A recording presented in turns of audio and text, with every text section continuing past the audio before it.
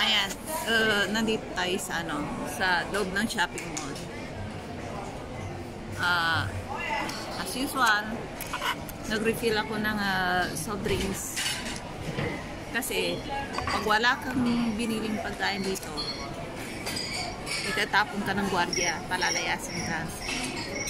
Hindi ko alam kung nasan sila yun. Kahit na napakamahal ng drinks na to, binili ko para makaupo ako ng matagal dito at magchismisan tayo.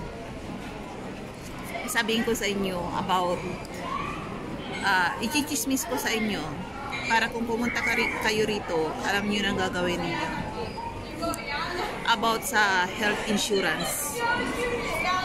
Health insurance dito, ang patakaran ay patakaran ng kapag nakatira ka rito sa Czech Republic,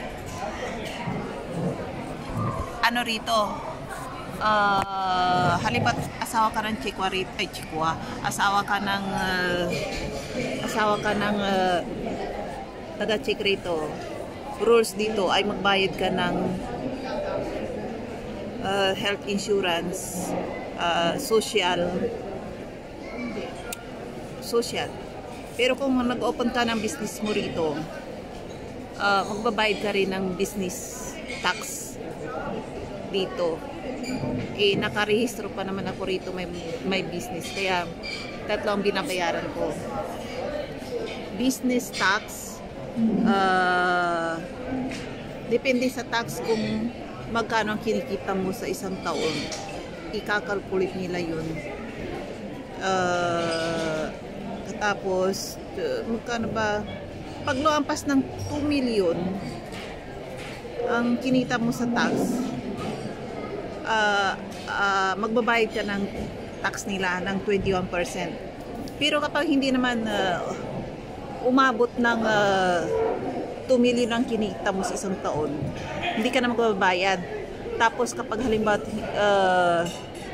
nakita nila sa every month na income mo kunti lang, ikaw pang babayaran ng tax. Kaya yun, ang pag-uusapan muna natin ay ang health insurance nila rito. Dito sa kanila, magbabayad ka ng monthly na health insurance. Kano yung sabi ng asawa ko kung magkano binabayaran ko monthly na health insurance? Ano ba yung bunganga ko? Nakakaano naman. At ang binabayaran ko is 2,700 yata. O 2,700. Aba yung lipstick ko. 2,700 every month. Ang problema, kapag magbabayad ka ng mga ganyan dito, halimbawa health insurance, social insurance, pag nagpatingin ka sa doktor dito, automatic, free, wala kang babayaran. Kunti lang babayaran mo yata sa doktor, mga 60 ata or 60 crowns, mga 120 peso times 2 times 2 ang convert nila ngayon sa Philippine peso. Kung minsan mataas, kung minsan mababa. Kaya ipagpalagay na natin times 2. May lipstick ko, nabubura na o may puti-puti na. Kaya yung sabi ko, ayan, pag-usapan natin yung health insurance nila rito. Magtanong kayo kay Aling Jean. At ayun, buwan-buwan nagbabayad ako ng tax, 2,700 ang binabayaran ko. Buwan-buwan yun na, hindi lang health insurance, social insurance, at saka tax. Kaya sumasakit ang ulo ko, laki-laki binabayaran ko. Oo, kawawa naman asawa ko. Siya kasi ang nagbabayad Oo, ayan. Kaya kailangan kong kumita rin ng pera. Kaya paki-subscribe nyo na rin ako sa aking YouTube channel. Para naman kahit konti makatulong ako. Kahit na barya-barya lang. Ayun. At yung health insurance nila rito, free, wala kang mabayaran. Magpa-doktor ka or maoperahan ka, wala kang mabayaran. Kahit na mga anak ka rito, pag may health insurance ka binabayaran, free. Pwera lang kapag nanganak ka rito o di kayo magpa-opera, mahal kasi wala kang insurance eh. Kahit sa namang bansa, kapag wala kang insurance, napakamahal ang babayaran mo pag wala kang health insurance. Kahit sa Taiwan, kung wala kang health insurance, mahal ng pa-opera. Kaya lahat ng mga Philippine contract worker doon, nagbabayad sila ng health insurance. Kaya kung nagkasakit sila, free, wala silang mabayaran. Ang babayaran nila yata sa doktor 150 lang, or di kayo sa clinic lang yun ha, yung 150 na bayad mo sa malilit na clinic. Pero kung sa hospital ka naman ang magpapa-opera, talagang sa hospital ka magpapatingin, mahal doon. Ang pagkakalam ko 1,000 plus or above pag nagpatingin ka. Kaya karamihan doon nagpapatingin na lang sa clinic kasi mura. Pero sa malaking hospital, napakamahal ng babayaran mo, 1,000 plus. Oo. Halimbawa nagpa-opera ka doon, ganun din ang babayaran mo, 1,000 plus. Kasama na ang gamot doon. Yun ang pagkakalam ko kasi doon ako nakatira ng halos 20 years eh. Kaya alam ko. Tsaka may mga anak ako doon. Tsaka citizens ako doon. Kaya alam ko. Kaya kung magpa-doktor kayo, halimbawa sumakit ang ulo ninyo, sa muna kayo magpatingin sa clinic. Pero kapag sinabihan kayo at isinend kayo ng doktor sa malaking hospital, asahan ninyo magbabayad kayo ng 1,000 plus. Wow. Every doktor kasi kaya ayaw kong magpa-doktor sa hospital kahit na masakit ang ulo ko. Kasi ang mahal, 1,500 lang yun. Patingin lang yun ha. Kaso nga lang, kasama na doon ang gamot kapag lumabas ka ng clinic. Yun ang babayaran mo. Doon sa clinic, doon sa hospital na yun. Doon sa clinic naman doon, nagbayad ka ng 150. Nagpa-check up ka lang. May kasamang gamot na ibibigyan ka na ng doktor ng gamot. At dito naman, ang pag-usapan natin dito sa Czech, kasi dito na ako nakatira. Nag-migrate na ba ako? Nag-migrate sa Czech Republic. Ay ngayon, magandang health nila rito. Kaso nga lang ang problema rito, pag sa dentista, ang problema rito ang dentista. Kasi halimbawa ang buong pamilya mo may patakaran dito. Sa isang pamilya may kanya-kanyang doktor, personal doktor ba. Halimbawa district or distrito sa maliit na town, bawat baryo may isang doktor. May isang doktor doon na nakatalaga para sa gobyerno. Doon kayo kung halimbawa sa baryo ninyo may isang doktor doon, yun lang, doon lang kayo magpa-doktor. At tulad dito, doon lang kasi irerehistro yung pangalan mo, doon ka magpapadoktor. Hindi ka pwede pumunta sa ibang baryo. Sabihin nila, doon sa baryo ninyo may doktor na doon na lang kayo. Kasi dito iba na, hindi nila kayo tatanggapin. Sabi niya, doon na lang kayo. Kaya kung sinong doktor ninyo, doon na lang kayo. Halimbawa masakit ang ulo ninyo, ayun, doon kayo sa baryo ninyo. Yung doktor, nag-iisang doktor doon. Parang personal doktor ninyo yun. Katulad namin dito. Doon, ganun. Iisang doktor namin dito ng ng sa aming pamilya. At ang problema nga lang, yung doktor na yun, hindi niya yata sakop yung sa dentist. Sa dentist. Kailangan maghanap ka ng sarili mong dentist dito. Yung dentista naman, pwede naman kahit sang baryo. Kahit sang baryo ha. Kaso nga lang, kailangan i-rehistro mo ang pangalan mo doon. Kung hindi ka nakarehistro at bigla-bigla ka na lang magpa-check up doon sa kanya, kahit na anong dentist dito. Pag wala kang rehistro doon, palalayasin ka rin. Sabi nila, hindi pwede. At saka, wala nang space sa dentist na to, sa clinic na to, sabi nila. Kasi, kaya ganon dito ang problema, karamihan dito sa mga dentist. Fully book na sila. Hindi na sila tumatanggap ng mga bagong customer ba. Kaso nga,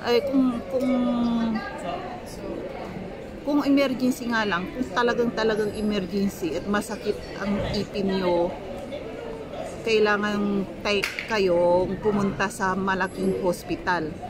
At kapag check up naman kayo sa hospital at wala namang problema, sabihin niya, maghanap na lang kayo ng clinic.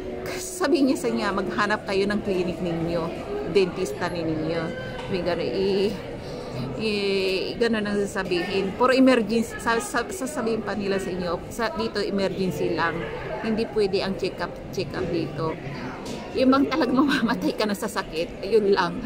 Pero kung talagang emergency, ay masakit lang at yung ipin ninyo ay punong-puno ng mga cavities dyan, at yung mga dentista ay fully book na sa baryo ninyo o sa city ninyo, may mga private dentista naman. Kaso nga lang, ang mahal, triple ang bayad. Napakamahal. Kasi doon sa personal dentist mo, free ang bayad. Wala kang babayaran. Pero kapag nagpunta ka sa private na dentista, ang mahal.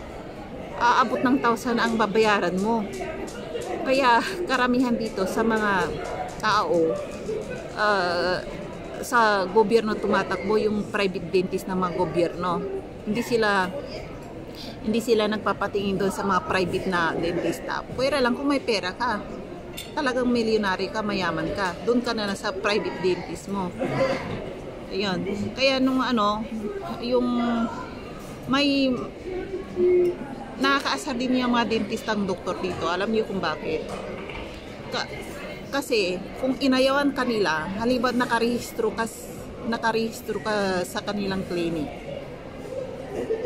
tapos sinabihan kang bumalik sa ganitong araw, ikaw naman kung minsan busy, hindi ka basta-basta makakapunta sa araw na yun para check upin niya yung ipin mo, magbibigay sila ng mga kung kailan ka babalik para linisin at kung anong mga alisin sa ipin mo, kailangan bumalik ka. Ay, no, ilan ba yun? Ilang beses kaming pumalya. Alam niyo ba kung anong ginawa niya? Dinilit niya yung pangalan naming magpapamilya doon sa clinic niya. Sabi, nung bumalik kami, bago ka pumunta doon, tumawag ka muna kung may available na, kung kailan ka pwedeng patingin. Sabihin ng nurse, wala na ang pangalan namin sa kanilang clinic. Asar na asar ang asawa ko eh. Sabi nga, patay tayo ngayon, sa tayong papatingin. Ilang taon na wala kaming private, personal doctor na dentist. Hindi namin alam. Kasi, nagpapahanap din kami sa mga kamag-anak niya, sa nanay niya, sa sister niya. Kasi dati nagtatrabaho rin sa hospital, nurse din siya. May binigay naman na mag-clinic. Tinawagan namin. Sabi fully book na raw. lahat ng clinic na sinabi nila, fully book. Kahit na ibang baryo rito, fully book. Hanggang ngayon, sinabihan namin yung dati naming dentista kung kailan na available ulit, pwede kaming bumalik. Sabi niya, tuwing magsasabi kami, fully book, fully book, fully book. Asar. Kaya hanggang ngayon, yung ipin ko ay ilang taon na hindi nalinisan. Pati yung asawa ko, pati yung anak ko, hindi nalinisan. Buti nga nung umuwi ako ng Taiwan, doon ako nagpalinis. Kasi dito, sabi naman ng doktor, fully book, hanggang ngayon, fully book pa. Sabi ng asawa ko, imposible yan na fully book pa hanggang ngayon. Oh. Kasi karamihan dito talaga fully book kasi kung talagang inayawan ka na nila, hindi ka na makakabalik. Kaya magpapakabait kayo sa dentista ninyo kung saan kayo nakarehistro. Kaya kung sinabi ng dentist sa inyo na bumalik kayo sa araw na ito, huwag kayong papalya kasi kapag nagalit yung doktor, sabi niya sa nurse, i-delete mo ang mga pangalan nila. Ayun, na-delete na. Kaya sinasabihan ko yung anak ko na huwag kang magkakain ng mga matatamis. Wala tayong dentist. Kaya kung sabihin ng anak ko, susubo pa lang ng mga candy, sinasabi ko bago niya isubo, nagbibigay na ako ng warning. Wala tayong dentist. Sabihin lang niya sa lollipop niya, ganyan lang. Ako naman, nanay, isipin mo, sabi kong gano'n sa kanya, wala tayong dentist.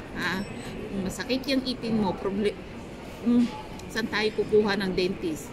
Sa madaling araw, susugod tayo sa hospital. Yung kung gano'n. Kahit sa hospital ko minsan, hindi sila basta-basta nagtumatanggap ng doon, pasyente na mga dentist ba. Para sa ipin, papa-cleaning or masakit ang ipin. Hindi sila basta-basta doon tumatanggap. Kung minsan wala pang mga doktor sa hospital, yung mga sa dentist. Kasi tatawagan pa sila na kailangan pumunta sila sa hospital at may for emergency lang yung mga doktor sa hospital sa mga dentist. Kaya kailangan may personal dentist ka or private na dentist. Kailangan ang mahal-mahal ng private dentist dito. Marami sa Praha, doon kayo patingin kung gusto niyo ng private dentist. Kung halimbawa gusto niyo palinis ang ipin niyo, ipagawa, doon kayo sa private. Kailangan lang maghanda kayo ng mga libo ninyong pera. Sa amin doon na lang kami sa free, maghihintay kami kung saan or maghahagila pang asawa ko kung saan yung dentist na free ba? Hindi na kami gagastos ng mga libo. Yung libong ibabayad namin sa dentist, na lang, itago na lang, budget. Para sa budget sa pamilya. Ang hirap pa naman ang buhay ngayon. Tsaka dito, ang daming walang trabaho. Ang dami rin hindi nakakabayad ng mga rito, health insurance. Akala nyo, kagaya rin yan sa Pilipinas, ang dami rin hindi nakakabayad ng health insurance, social insurance, at saka sa tax. Balita rin sa TV dito, halimbawa yung mga social insurance, tsaka tax, kasi ang mahal ng tax. Nire-report nila sa TV, ang daming hindi nakakabayad din kasi ang mahal Kaya karamihan dito ng mga taga-check, ayaw nila ng maraming anak kasi halos hindi nila masuportahan. Hindi nila masuportahan. Ibang gusto nila sa anak nila kung isa or dalawa, yung talagang yung bang kapag sinabi ng anak na yung ibibigay ba nilang gusto ng anak nila, yun lang. Hindi yung unlimited na anak. Mayroon din dito yung mga nag-unlimited na anak, yung mga sinasabi nilang mga gypsy, yun nag-unlimited na mga anak. na yung anak niya ay naka-stroller. Buntis na naman. 6 na anak eh. 6 na ang anak. Yung mga gypsy. Buntis na naman. Parang baitang ba ang anak nila. Tapos ang dudungis pa. Tapos kuminsan nakikita ko rito namumulobi yung mga bata. Sabi nila, may 10 crowns ka ba? Kung makita ko, medyo noon mga 5 years ago, na nakikita ko sila na nanghihingi ng pera. May 10 crowns ka ba? Sabing ganon. Ay sabi ng asawa ko, inuuna naman, binibigyan ko sila. Kasi akala ko nakakaawa naman kasi mga bata. Sabi ko ganon. 18 crowns lang naman eh. Sabi ko, huwag mong bigyan ng mga yan. Sabing ganon sa asawa ko. Kasi alam na niya pala yung mga nanay at tatay. Anak ng anak. At saka wala pa silang mga trabaho. Tapos hindi ko maintindihan kung bakit nagagalit yung asawa pag binibigyan ko ng pera. Sabi niya, nung minsan pinakita niya sa personal. Oh, sabi niya ganon. Kita mo ang mga yan, yung pamilyang yan, yun yung mga nanghihingi sa'yo. Araw-araw silang nandito sa shopping mall. Tingnan mo yung asawa niya. Ang dungis-dungis. Wala pang trabaho. Silang mag-asawa. Katapos, ang dami pa niyang anak. Sabi ganon. Ayan. Sabi ganon. Mga tamad ang mga yan. Sabi niya ganon. Tapos, kaya, paano sila, sabi ko ganon sa kanya, tinanong ko siya, paano nila nasusuportahan yung mga anak nila? Ay di gobyerno. Sabi ganon. Kasi bawat sa anak nila, kung anak ka ng anak dito, isusuportahan naman ng gobyerno.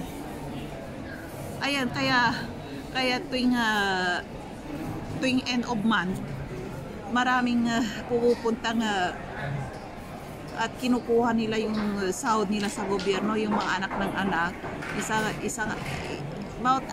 Bawat anak nila ay may suporta sa gobyerno. Hindi ko alam kung ilang thousand. Kaya pala anak ng anak. Ay sabi ko naman sa asawa ko, hindi ko kaya mag-anak ng taon-taon, tama na to. Sabi ko, sila gusto nila ng anak. Kaya na pala itamad sila, kasi sinusuportahan sila ng gobyerno. Ganon dito. Kapag ganon dito, kaso nga lang yung mga batang yun noon, mga dalagat, mga binata na ngayon, nagbibinata na. Nung maliliit pa sila, namumulobi. Maraming pulobi rin dito. Ayan. Saan tayo ngayon?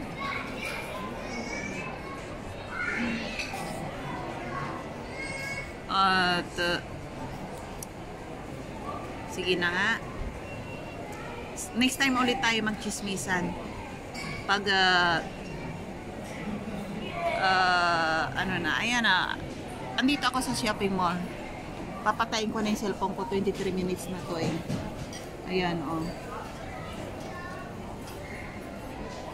Ayan. Ayan. Diyan na nagtatapos ang aking video. Bye-bye!